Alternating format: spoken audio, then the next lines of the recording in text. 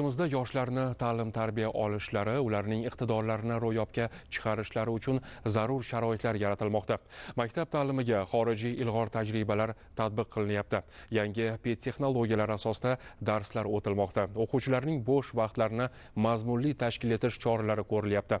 Erishilayotgan natijalar ham ana shu sa'y-harakatlarga munosib bo'lmoqda. Zakovatli yoshlarning iste'dodi xalqaro darajada ham tan olinyapti.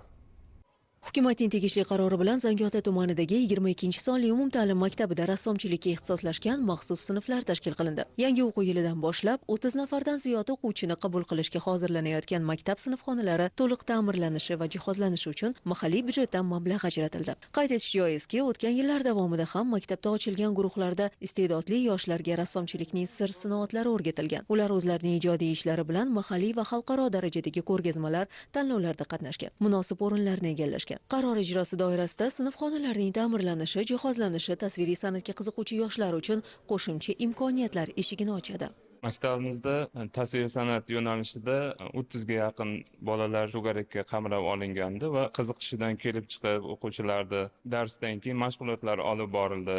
Ijodiy ishlarini tumanga, viloyatga va respublikalarga tanlovlarga olib chiqdik. 10 nafardan ortiq bolalarimiz o'sha xalqaro tanlovlarda ishtirok etib kelishdi, g'oliblikni qo'lga kiritishdi va sovrindor bo'lishdi. Hukumat qaroriga asosan 30 nafardan oshiq bolalarni o'sha qamrab olamiz hozircha. Keyinchalik boshqa sinfxonalar ochish niyatimiz bor.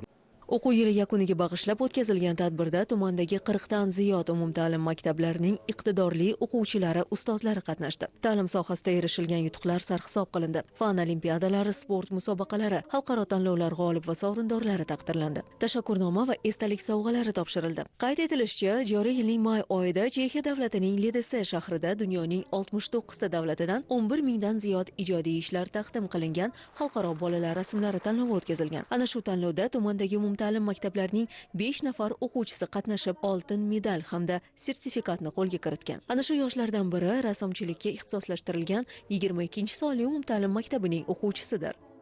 22-maktabda o'qiyman. Ko'pincha tabiatni chizishga qiziqaman. Ko'plab tanlovlar, musobaqalarga qatnashib kelyapman. Chexiyadan onlayn musobaqa o'tkazgan uchun rasm chizib jo'natganimda birinchi o'rin oldim. Orzularim yanada zo'r rasmlar chizib, davlatimiz urug'ini yanada ko'tarishga harakat qilaman. Tadbir doirasida umumta'lim maktablarida ta'lim-tarbiya sifatini oshirishga munosib hissa qo'shgan. Xorijiy tillar, aniq fanlarni o'qitishdagi texnologiyalari ommalashtirilgan o'qituvchilarning mehnatlariga munosib baho berildi. Bitiruvchilar ta'limning keyingi bosqichiga yo'naltirish, ularning bandligini ta'minlash bilan bog'liq masalalar muhokama qilindi.